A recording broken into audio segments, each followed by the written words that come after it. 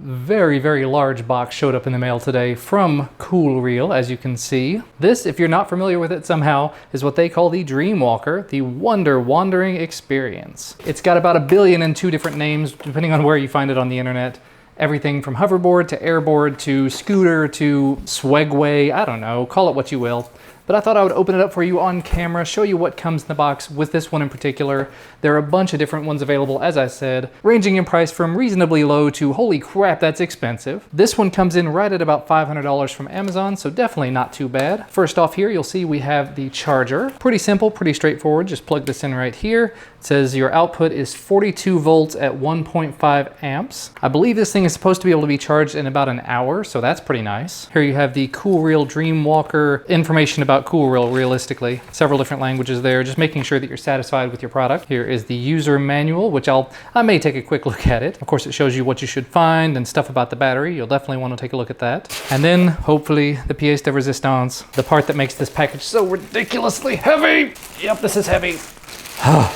The Coolreall Dreamwalker, also known as the hoverboard, also known as the swagway, also known as, you know, all those things. So this is the back side of the unit. Here we have the power button. Here's the charging area. On top, you're gonna have some LEDs. This one looks like it has to do with the battery. Here are 2 pressure sensitive plates that are going to turn it on whenever you put your feet on it. Put your feet on, move them forward and back, and they are independent suspension, so you can turn using that. Then on the front of the unit, you have 2 little LED banks that let you know when you have power to it, give you a little bit of illumination. These do have rubber tires on them, and it does not feel like they're inflated tires, so that's pretty nice. Don't have to worry about keeping them inflated or anything. And like I said, it does have 2 independent motors, so when you push down on one side, this motor is gonna come on. When you push on the other side, that motor is gonna come on. Put both feet on there and move them in whatever direction, the motor's gonna turn in that direction. But enough talk, let's go ahead and get it on the floor, get it powered on. But you know, before that, let me go ahead and just power it on here so you can see what it looks like. Just tap the button, there's your power LED, lets you know that you have battery power. Try to lean it back here and show you when I put pressure on this lights up. Pressure on that, it lights up, you can see.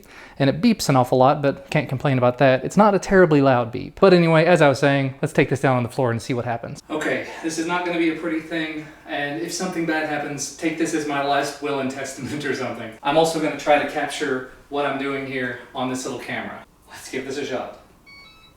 All right.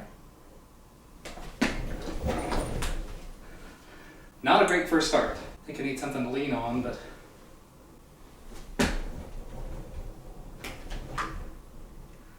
all right, I'm upright. That was a challenge in and of itself. Hey, we're spinning.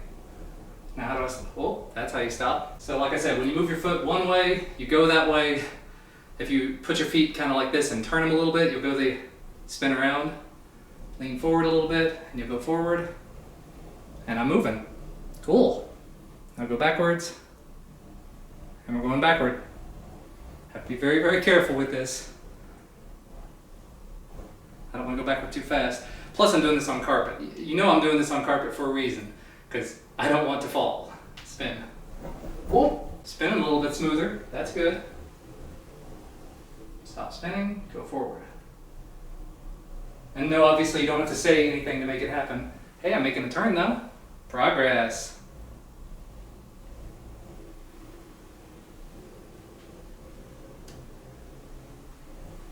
Hey, we're making good progress here. I'm doing this on carpet, obviously, so it's not going to be the best. I figured I'd want to get used to it, though, before I tried it on hardwood or concrete or anything else. Do it on something that's soft. So when, not if, I fall, I'm going to fall on something that's not going to hurt terribly. And we're back. Cool. And I stepped off. I didn't even have to jump off. So now let's see what it looks like from above. All right, see if I can get back on this thing. All right, I'm on. And we give it a little twist. Whoa, spinning pretty fast. Too fast. Oh wait, that's working really well. All right. I go forward, give it a little turn.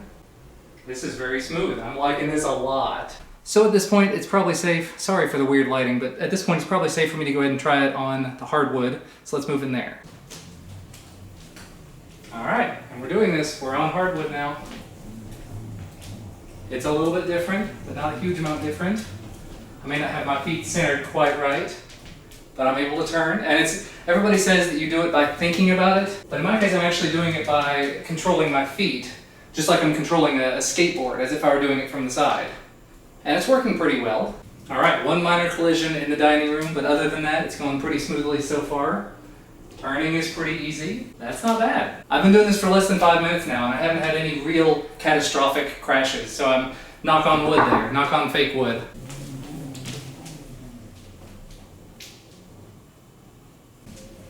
Yeah, this is not too hard at all.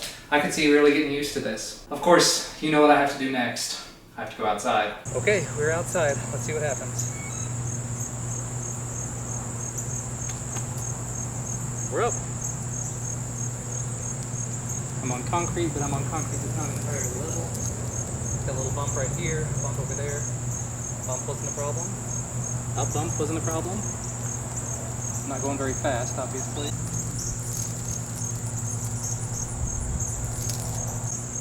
Now, I've also heard that these work really well on grass, and I'm kind of curious about that. So let's see. Well, I'm in the grass and I'm moving.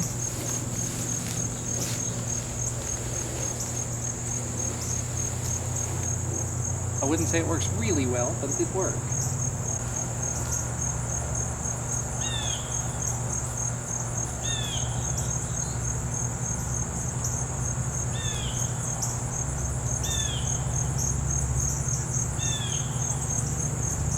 Get the job done.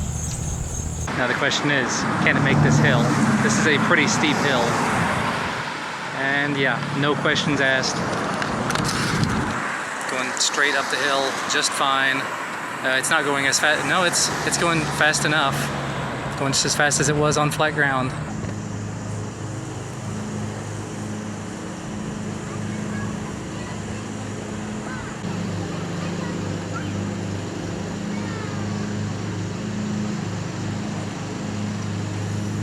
And we're back inside, we're back at the table. As you can see, this thing is not in as great a shape as it was. Maybe you can see that. There's a lot of scuffing, a lot of scratching, a lot of dirt. There's some scuffs and scratches here on both sides. If I turn it around, I'm sure you'd see scuffs and scratches all over the other sides.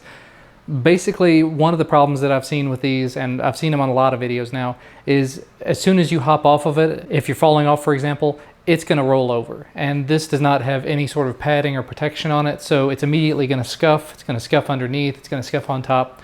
Just be prepared for that. It does not impact functionality in any way. But I took this out, I rode around my neighborhood and around over to the park. Total distance of about 2.5 to 3 miles, around 4 to 5 kilometers. And it was in the last probably half mile that this light came on and started beeping and flashing, which signifies that it was at the last 10% battery. And yes, I've actually opened the manual at this point. It says here in the first page of it, you can enjoy free wandering for about 15 kilometers per full charge. Not sure that's how far I got with it. I'm fairly certain I didn't, but I probably didn't have a full charge on it. So as you can see here, I do have it plugged in. I do have it charging. It's been charging for about 20 minutes now, and this power brick is decently hot at this point. I can hold it in my hand, but just barely. The motors are still quite hot. They're not like red hot, burning hot, but they are still quite hot. But still, for my first time with it, I felt like I got really comfortable really fast.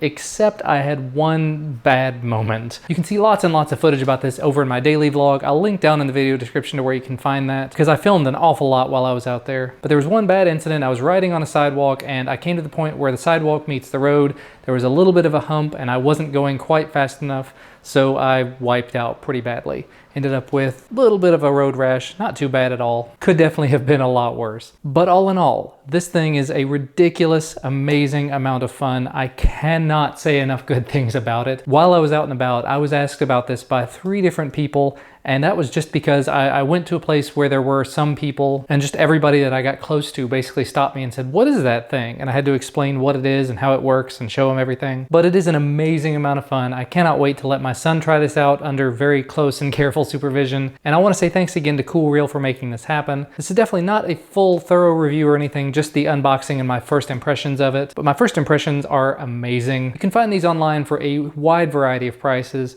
But the Coolreall one I've seen on Amazon from $400 to $500, and I will put a link down in the video description to where you can find this one if you're interested in it. Really, the biggest bummer that I see about it so far is potentially the range. I don't know how good the range is going to be on this, how long the battery life's going to last, and just how scratched up and scuffed up it's become in a very, very short amount of time. But that's going to be about all for me for today. Make sure to check out my daily vlog because I'm sure I'll be doing some more stuff with it over there. But thank you guys so much for watching. Make sure to leave a thumbs up below this video if you like this video. Subscribe to receive more videos when they become available, and I'll see you again next time.